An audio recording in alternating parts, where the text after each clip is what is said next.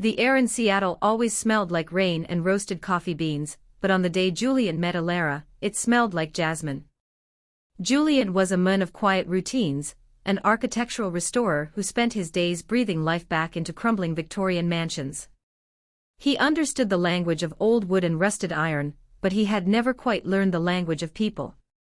That was until he stepped into the Glass House Cafe and saw her. Elara was a photographer, but she didn't just take pictures, she captured the things people usually ignored, the way a shadow fell across a cracked sidewalk, or the specific gold of a dying sunset. When their eyes met, it wasn't a Hollywood spark, it was a slow, deep recognition. It felt like a door he hadn't known was locked had suddenly swung wide open. "You're staring," she said, her voice a soft melody that cut through the hiss of the espresso machine. She wasn't offended, she was curious. "I'm an architect," Julian stammered, adjusting his glasses. "I was just admiring the structural integrity of your scarf." She laughed, a bright, honest sound that made the rainy afternoon feel like a summer morning. "It's silk, Julian. Not exactly a load-bearing material." From that moment, the world transformed. For the next 6 months, they were inseparable. They lived in a whirlwind of shared secrets and late-night drives along the Pacific coast. Julian showed her the hidden skeletons of the city, the old ballrooms tucked behind drywall, and the forgotten gardens in the hearts of concrete blocks. In return, Elara taught him how to see the world through a lens. She taught him that beauty wasn't in the finished product but in the imperfections. They lived in a small loft in Belltown, filled with Elara's prints and Julian's blueprints. Every morning started with the same ritual. Elara would find a patch of sunlight on the floor and dance in it, her red hair catching the light like a flickering flame. Julian would watch her from the kitchen, a mug of coffee in his hand, feeling a terrifyingly deep sense of peace. "What if this is it?" she asked one night, tucked under his arm as they watched the fairy lights blink across the sound. "What if we've reached the peak, and it's all downhill from here?" "Then we'll build a house on the peak," Julian whispered, kissing the top of her head. "And we'll never leave." Their love was a sanctuary. It was the kind of connection that felt ancient, as if they had been searching for each other through a dozen different lifetimes, and had finally, miraculously, coincided. Julian began to plan. He looked at rings, he scouted locations for a house he wanted to build for her, a house made of glass and cedar, where she could always find the light. He was a man who planned for the future because, for the first time in his life, the future looked like a masterpiece. But the universe has a way of reminding us that we are not the architects of our own fate. The first sign was small. A dropped camera. A missed step. A momentary fog in Elara's eyes that she laughed off as too much caffeine. Julian wanted to believe her. He wanted to believe that their world was as solid as the stone foundations he worked on. But deep down, in the quietest part of his soul, he felt the first tremor of the earthquake that was about to level his life. It started with the colors. Elara, the woman who could distinguish between 40 shades of blue, began to lose her grasp on the world she loved. At first it was subtle. She would look at a vibrant crimson sunset and describe it as grayish. Then came the physical fading. She grew pale, her skin becoming almost translucent, like fine porcelain. The vibrant, dancing girl was being replaced by a ghost. The diagnosis was a medical anomaly, a degenerative neurological condition that the doctors spoke about in hushed, clinical tones. They used words like atrophy and synaptic failure, but to Julian, it only meant one thing: Elara was disappearing. By the second month, she couldn't hold her camera anymore. Her hands, once so steady as she adjusted a focus ring, now trembled uncontrollably. Julian took a leave of absence from work. The mansions of Seattle could wait, his own heart was crumbling. "Julian, look at me," she whispered one evening. They were sitting on the balcony, wrapped in a heavy wool blanket. The sun was setting, but Elara was looking in the wrong direction. "I can't see the light anymore. It's all shifting. Like I'm underwater." "I'm right here," Julian said, his voice thick with a grief he was trying to choke back. He took her hand, shocked by how cold and light it felt. I'm the anchor, Elara. I'm not letting you drift away. But she was drifting. The woman who once filled the room with laughter was now often silent, lost in a cognitive fog. Sometimes she would wake up and not know where she was. Worse, sometimes she would look at Julian and for a split second, there would be no recognition, just a polite, terrifying blankness. Julian became a frantic scholar of her illness. He spent his nights hunched over a laptop, reading research papers and contacting specialists across the globe. He spent their savings on experimental treatments, on holistic therapies, on anything that promised a glimmer of hope. He watched her eat, he bathed her, he read her own journals so she wouldn't forget who she was. The emotional toll was a slow-motion car crash. Every day was a new loss. Today, she forgot the name of their favorite song. Tomorrow, she wouldn't be able to walk to the bathroom. The fear was a constant, cold weight in Julian's chest. He felt like he was trying to hold water in his cupped hands. No matter how tight he squeezed, she was leaking through his fingers. The turning point came on a Tuesday. Julian had gone to the pharmacy to pick up a new round of nerve blockers. When he returned, the loft was silent. The front door was wide open. He found her 3 blocks away, standing in the middle of a busy intersection. She was wearing only a nightgown, her feet bare and bleeding on the asphalt. Horns were blaring, drivers were screaming, but Elara was just standing there, looking up at the sky with a terrifyingly vacant expression. Elara! Julian screamed, sprinting toward her. He scooped her up just as a delivery truck braked inches from them. She didn't cry. She didn't cling to him. She just looked at him with hollow eyes and said, "I was looking for the jasmine." But the world turned into smoke, Julian. It's all smoke. In that moment, Julian realized the doctors were wrong. She wasn't just sick. She was being erased. And as he carried her shivering body back to their cold loft, he realized that the man who loved her, the quiet, gentle restorer of buildings, was dying right along with her. In the weeks following the intersection incident, Julian stopped looking in mirrors. He didn't want to see the stranger staring back, the sunken eyes, the unkempt beard, the hollowed-out shell of a man who hadn't slept more than 2 hours a night in a month. He had become a shadow, a silent wraith moving through a life that no longer felt like his own. He moved Elara into a specialized care wing, a place of white walls and the smell of antiseptic. Every day, he sat by her bed. He didn't speak much anymore, there were no words left that could bridge the gap between them. He just held her hand and watched the monitors. His internal breakdown was quiet but total. He stopped answering his phone. His boss called, then emailed, then eventually stopped. His friends tried to visit, but Julian would sit in the waiting room with a 1,000-yard stare until they awkwardly left. He was mourning a woman who was still breathing, and the dissonance was tearing his mind apart. One night, he broke. He returned to their empty loft, the place where they had danced and dreamed. He saw her camera sitting on the mantel, covered in a thin layer of dust. He picked it up and threw it against the brick wall.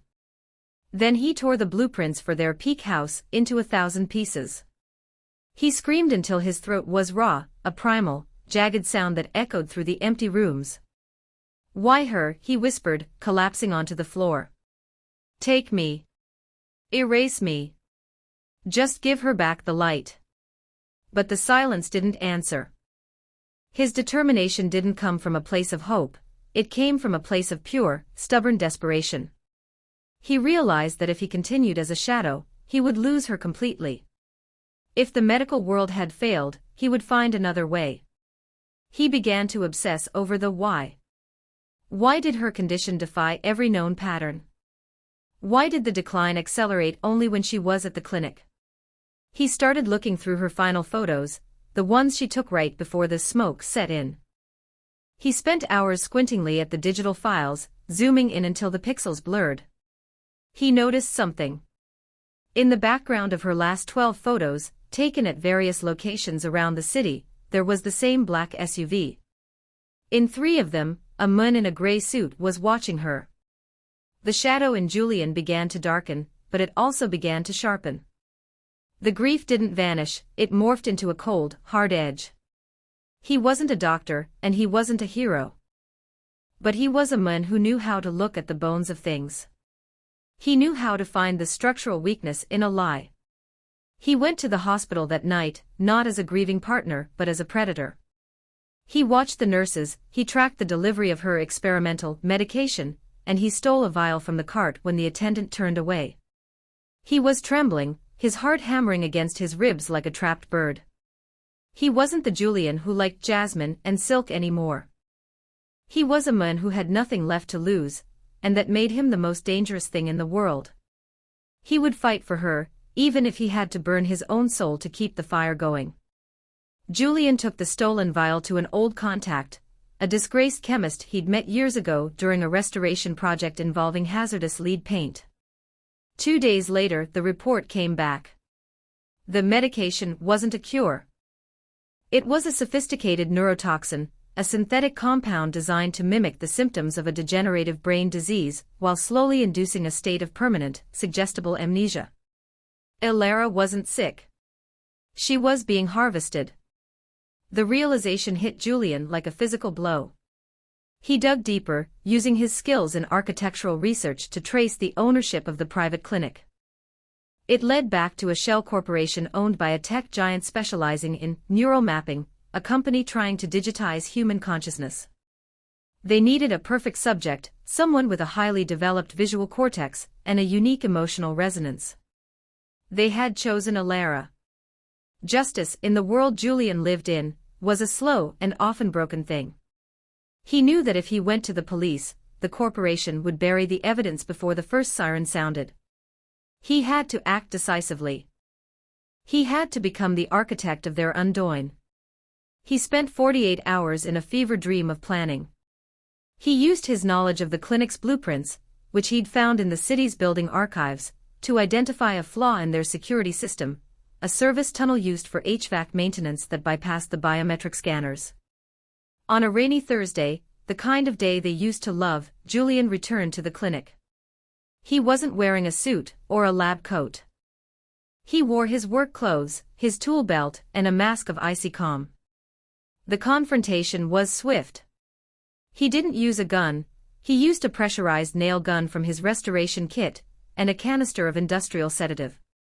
He moved through the service tunnels like a ghost, cutting the power to the neural mapping wing. In the sudden darkness, chaos erupted. Julian reached Elara's room, just as 2 security guards were trying to evacuate her. He didn't hesitate. He took them down with a brutality that shocked even him, his hands acting on an instinct for survival he hadn't known he possessed. He found the head of the project, a man named Dr. Eris, in the server room, frantically trying to initiate a data wipe. Julian pinned him against the glowing racks of servers. "You took her colors," Julian hissed, the nail gun pressed against the man's throat. "You turned her into smoke for a patent. It's for the future of humanity." Eris gasped, his eyes wide with terror. "One life for the immortality of the mind." "Then you won't mind losing yours," Julian replied. He didn't kill him. Instead, he forced the doctor to bypass the encryption and upload the entire project's database, the evidence of their crimes, the list of victims, and the formula for the reversal agent to every major news outlet and the federal authorities simultaneously. As the sirens began to wail in the distance, Julian injected Elara with the neutralizing agent he'd forced Eris to provide. He scooped her up, ignoring the shouting voices and the flashing lights. He walked out of the front doors of the clinic just as the press and the police arrived. He had restored justice, but the cost was etched into his face. He had broken laws, he had used violence, and he had looked into the heart of human evil. He had saved her body, but he didn't know if he had saved them. The reversal wasn't a miracle. It was a slow, agonizing crawl back to the surface. Elara woke up 3 days later, but the woman who opened her eyes wasn't the girl who danced in patches of sunlight. She was fragile, her memory a shattered mirror. Some pieces were there, others were gone forever. And Julian? Julian was gone. The man who sat by her bed now was a stranger. He was someone else. The gentle restorer had been replaced by a man with hard eyes and scarred knuckles. He had been cleared of most charges due to the overwhelming evidence of the corporation's crimes, but he was a pariah in his old life. He had lost his license, his reputation, and his sense of self. He moved Alara to a small cabin in the mountains, far from the gray skies of Seattle and the ghosts of Belltown.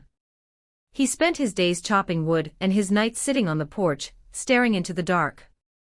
He spoke in short, clipped sentences. He didn't listen to music anymore. He didn't look at blueprints. "Julian?" Alara asked one afternoon. She was sitting in a rocking chair, a sketchbook in her lap. She was drawing again, but her style had changed. It was jagged, dark, full of sharp lines and heavy shadows. "Why don't you look at me the way you used to?" Julian paused, his axe mid-swing. He looked at his hands, the hands that had built homes and then broken bones. "Because I don't know who I am anymore, Alara. I had to become a monster to get you back from the monsters. And I think the monster stayed. The cost of her life had been his innocence. He had crossed a line that couldn't be uncrossed. He had learned that he was capable of a terrifying darkness, and that knowledge sat in his gut like a cold stone. He loved her, more than life itself, but he felt like his presence was a stain on her recovery. He was morally transformed. He no longer believed in the inherent goodness of the world. He saw the skeletons in every building now, the potential for collapse in every soul. He became her protector, her silent guardian, but he couldn't be her lover in the way he once was. The chemistry was replaced by a heavy, protective duty. Alara stood up, her legs still a bit shaky, and walked over to him. She took his rough, calloused hand and pressed it to her cheek. "You didn't become a monster, Julian. You became a wall. You stood between me and the end of the world." "A wall is just a pile of stone," he muttered. "But a wall keeps the wind out," she countered. "It lets the garden grow inside." He looked at her, really looked at her, and saw the pain in her eyes, the pain of a woman who had been erased and rewritten. They were two broken things trying to fit their jagged edges together. He wasn't the man she fell in love with, and she wasn't the woman who smelled like jasmine. They were different people now, forged in a fire that had consumed their old selves. The transformation was permanent. He would never again be the man who admired the structural integrity of a silk scarf. He was a man who knew the weight of a life and the price of a soul. He was someone else, but as he looked at Alara, he realized that perhaps this new man was the one she needed now. A year passed. The seasons bled into one another in the high mountains. Alara's health returned, though she would always have a slight tremor in her left hand, and a tendency to lose her words when she was tired. She never went back to professional photography. Instead, she painted huge, abstract canvases that captured the feeling of light rather than the image of it. Julian built her a studio. It wasn't the glass and cedar peak house of his dreams, but it was sturdy, warm, and full of windows. One evening, as the first snow began to fall, they sat by the fireplace. The silence between them wasn't heavy anymore, it was comfortable, like a well-worn coat. "I remember the jasmine," Alara said suddenly, her voice a soft echo in the room. "And I remember the way you looked at the fairy lights. I lost so much, Julian. So many memories are just empty rooms." Julian poked at the fire, watching the sparks fly up the chimney. "I lost things too. I lost the man who thought love was enough to keep the world away." "Was it worth it?" she asked. It was the question they had both been avoiding for a year. Julian looked at her. He saw the scars on her spirit, and he felt the scars on his own. He thought about the fear, the blood, the darkness, and the long, cold nights of her fading. He thought about the man he used to be, the happy, naive architect, and the man he was now. "Love and pain are one, Alara," he said, his voice steady. "I used to think they were opposites. I thought if you had enough love, you could keep the pain out. But I was wrong. The more you love, the more you open yourself up to the most exquisite kind of agony. He reached out and took her hand. If I had to choose between a life of easy, shallow happiness without you, or this life, this broken, scarred, difficult life with you, I'd choose the pain every single time. Because the pain is the proof that you were worth fighting for. The pain is the evidence of the love. Elara leaned her head on his shoulder. We're not the same people, are we? No, Julian whispered. We're better. We're the versions of us that survived. The final message of their story wasn't a happily ever after in the traditional sense. It was a realization that love isn't a destination or a finished building. It's a continuous act of restoration. It's the willingness to stand in the ruins of your old life and decide to build something new, even if the materials are scarred and the blueprints are gone. As the snow blanketed the world outside, turning the mountains into a sea of white, Julian finally felt a flicker of that old peace. It wasn't the peace of the innocent, but the peace of the soldier who had finally come home. Love is not the absence of pain. Love is the reason we endure it. And in that small cabin, surrounded by the shadows of the past and the light of the fire, Julian and Elara finally understood, they were no longer fading. They were the light itself, burning all the brighter for the darkness they had overcome. The world would always be full of monsters and smoke, but as long as they had each other, the colors would always come back. Maybe not the same colors as before, but something deeper, something more permanent. Something that finally, truly, felt like home. Subscribe, like, and tell people about this love.